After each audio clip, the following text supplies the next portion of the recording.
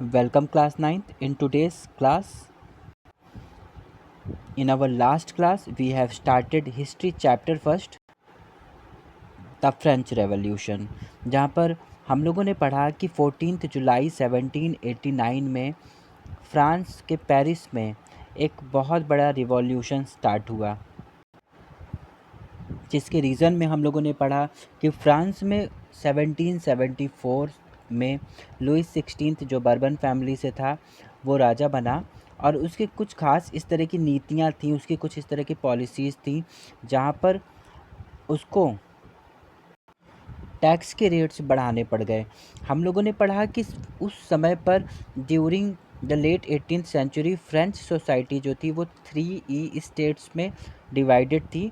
Clergy, nobility और third state में बहुत सारे अलग अलग तरह के वर्कर्स और प्रोफेशनल्स थे, जहाँ पर फर्स्ट क्लर्जी और नोबिलिटी जिसे प्रिविलेजेस मिले हुए थे कि उन्हें किसी भी तरह के टैक्सेस पे नहीं करने पड़ते थे।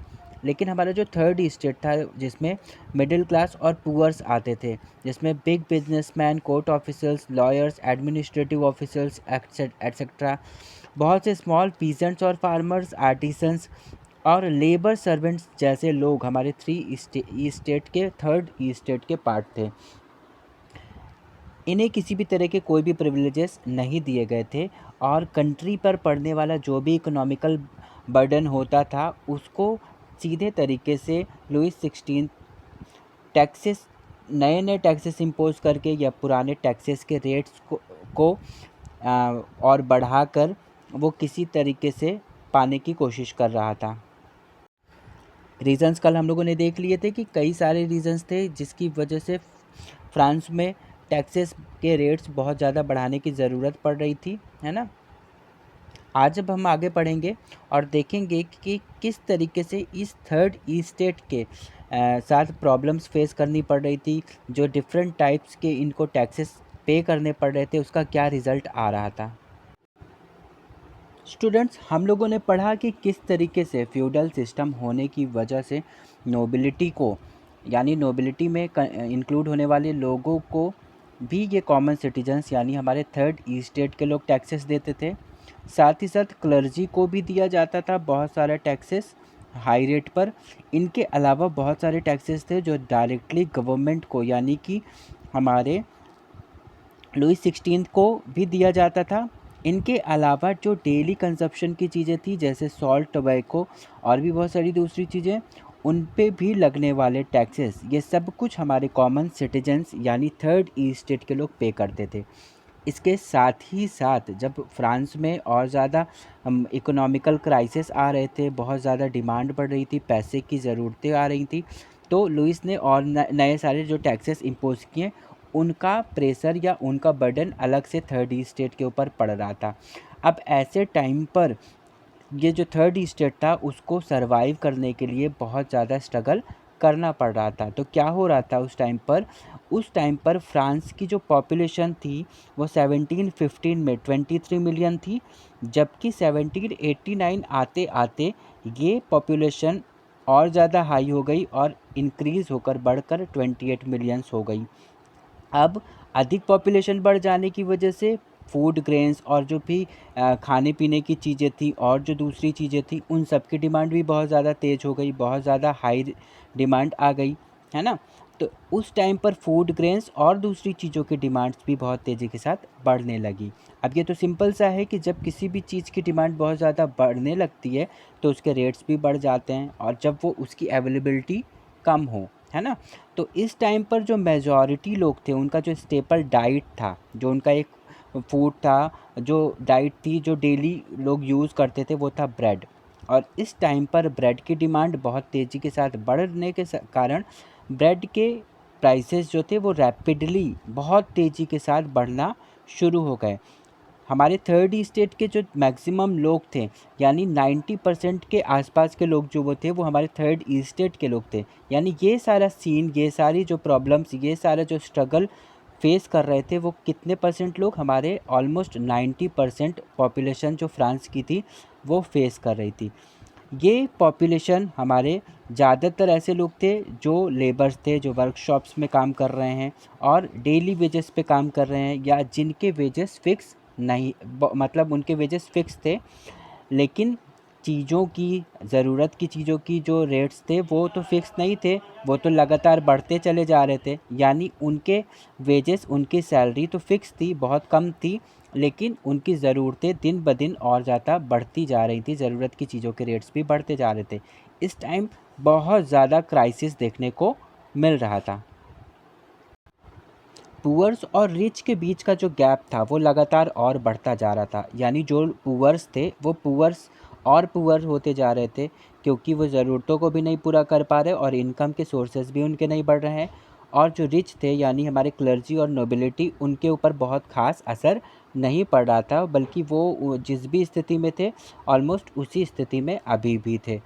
कई बार ऐसा भी होता था कि ड्रॉट हो गया, हेल स्टॉर्म्स हो गए, या किसी भी रीज़न की वजह से हार्वेस्ट ख़राब हो गया, जो कल्टीवेशन हो रहा है, क्रॉपिंग का प्रोडक्शन हो रहा है, वो ख़राब हो जा रहा है, जिसके वजह से डिमांड और ज़्यादा बढ़ जा रही है और चीज़ें अवेलेबल नहीं हो पा रही हैं। ये कंडीशन थी जिस कंडीशन को सब्सिस्टेंस क्राइसिस कहा जाता है। इस टाइम पर जो लोग थे वो चीज़ों को ख़रीदने के लिए, ब्रेड को ख़रीदने के लिए लंबी लंबी लाइंस में लगते थे, और वो भी अवेलेबल नहीं था। बहुत ज़्यादा भीड़ और एक हाई रेट पर ब्रेड के डिमांड बढ़ गए थे कि लोग बहुत ज़्यादा उसके लिए स्ट्रगल कर रहे थे, उसको हाई रेट पर भी पाने के लिए। तो ये सीन था उस समय पर जब फ्रांस के हमारे थर्ड ई स्टेट के लोग, यानी ऑलमोस्ट 90% पॉपुलेशन जो थी वो फेस कर रही थी इस स्ट्रगल को, सरवाइव करने के लिए स्ट्रगल जो वो कर रहे थे वो हो रहा था। और ये सब्सिस्टेंस क्राइसिस फ्रांस में कई बार हुआ। अब इस क्राइसिस का रिज़ल्ट क्या हुआ? इसका रिज़ल्ट हुआ कि अब मिडिल क्लास जो थी उस टाइम पर, वो धीरे धीरे बढ़ने लगी, उग्र होने लगी और प्रोटेस्ट करना शुरू कर देती है। और ये जो प्रिविलेजेस दिए दिए गए थे क्लर्जी और नोबिलिटी को, उसके अगेंस्ट ये सारे लोग खड़े हो गए। तो उस टाइम पर पीजेंट्स, वर्कर्स और जैसे लोगों ने, जो बहुत ज़्यादा, यही ग्रुप था जो बहुत ज़्यादा स्ट्रगल कर रहा था उस टाइम पर, इन्होंने इन टैक्सेस को इंक्रीज़ करने के अगेंस्ट और फूड की स्कैरसिटी यानी फूड की कमी के अगेंस्ट इस तरह के रिवॉल्ट्स किए।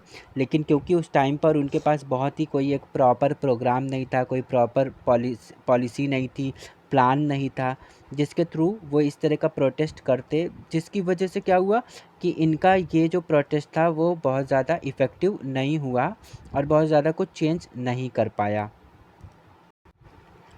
अब ये जिम्मेदारी आगे बढ़ जाती है और इसी थर्ड स्टेट के कुछ दूसरे लोगों के ऊपर आ जाती है, जो थोड़े से प्रॉस्पीरियस थे और एजुकेटेड थे और न्यू आइडियाज़ को जानते थे। जो जो एजुकेटेड लोग थे, है ना, उन्होंने डिफरेंट फ़िलॉसफी पढ़ी हुई है और जिसके वजह से उनके सोच विचार या उनको एक प्लान प्रोग्राम तैयार कर पाने में वो सक्षम लोग थे।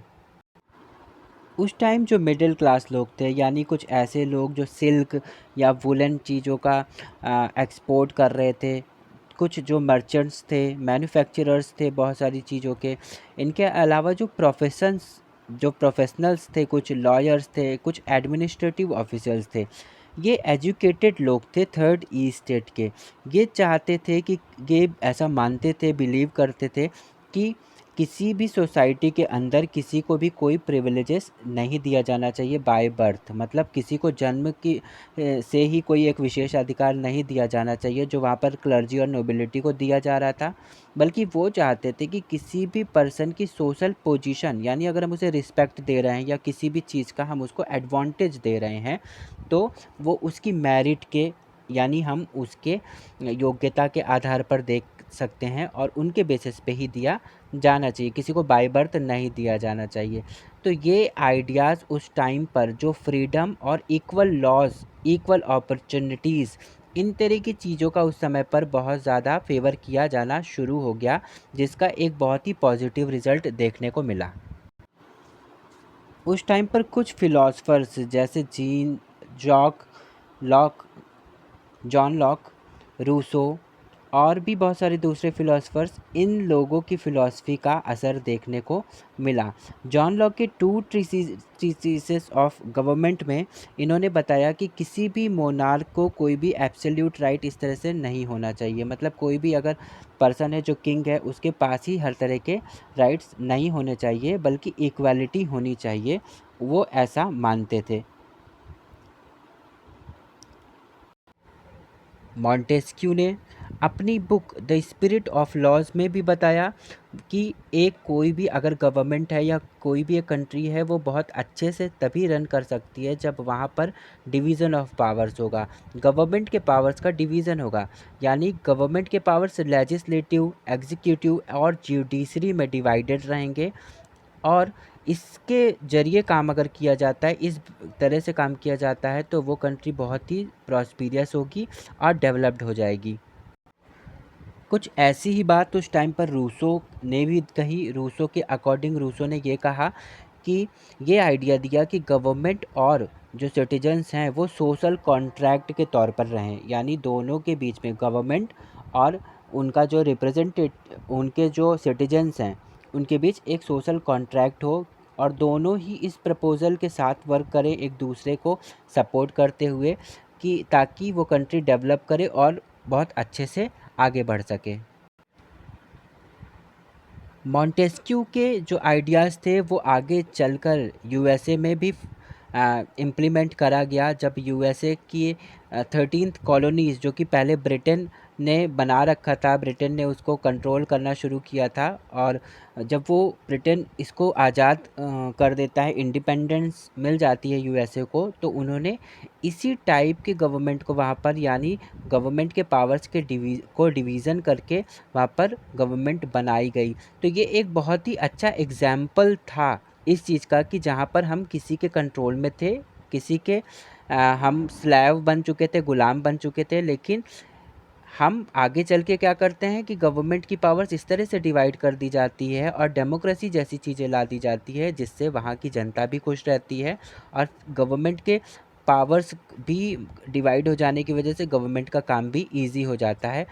अब यही सारे, ये तो एक जीता जागता एग्जाम्पल था इस चीज़ का, कि फ्रांस में जो ये सिस्टम चल रहा था, जो सारी चीज़ें चल रही थी, उनको चेंज की जाए, क्योंकि ये चीज़ें अगर यूएसए में इम्प्लीमेंट करी गई कि एक डेमोक्रेसी लाई गई, या वहाँ पर इस तरह से गवर्नमेंट के पावर को डिवाइड कर दिया गया, तो ये एक बहुत ही अच्छा एग्जाम्पल था फ्रांस के लिए भी, कि ऐसा कुछ फ्रांस में भी किया जा सकता है। तो उस टाइम पर जो पॉलिटिकल थिंकर्स थे फ्रांस के, उन लोगों ने इस चीज़ को एक बहुत एक मोटिवेशनल तौर पे लिया और मोटिवेटेड हुए, और उन्होंने भी ये चाहा कि अब फ्रांस में भी कुछ इस तरह का किया जाए। The ideas of these philosophers were discussed intensively in salons and coffee houses and spread among people through books and newspapers. बहुत सारा डिस्कशन हर वो पब्लिक प्लेस जहाँ पर लोग इकट्ठा होते थे वहाँ पर किया जा रहा था, कि यूएसए में अगर ऐसा कुछ हो सकता है तो हमारे फ्रांस में भी हो सकता है, जबकि हम सब लोग बहुत ज़्यादा स्ट्रगल कर रहे हैं सरवाइव करने के लिए। वो सारी चीज़ें जो न्यूज़पेपर्स में, मैगज़ीन्स में प्रिंट करी जा रही थी, लोग बहुत ज़्यादा अमाउंट में उसको रीड कर रहे थे, पढ़ रहे थे। ग्रुप्स में इन चीज़ों को लाउडली पढ़ा जा रहा था, ताकि ऐसे लोगों को भी इन सारे इन्फॉर्मेशंस का, इन सारी फ़िलॉसफ़ी का, या ये सारे जो भी चीज़ें हो रही थी पूरे वर्ल्ड में, उसकी जानकारी मिल जाए और लोग इस चीज़ का बेनिफिट उठा सकें। जो लोग रीड नहीं कर सकते थे, उनको रीड करके लोग सुना रहे थे। The news that Louis 16th plan to impose further taxes to be able to meet the expenses of the state generated anger and protest against the system of privileges.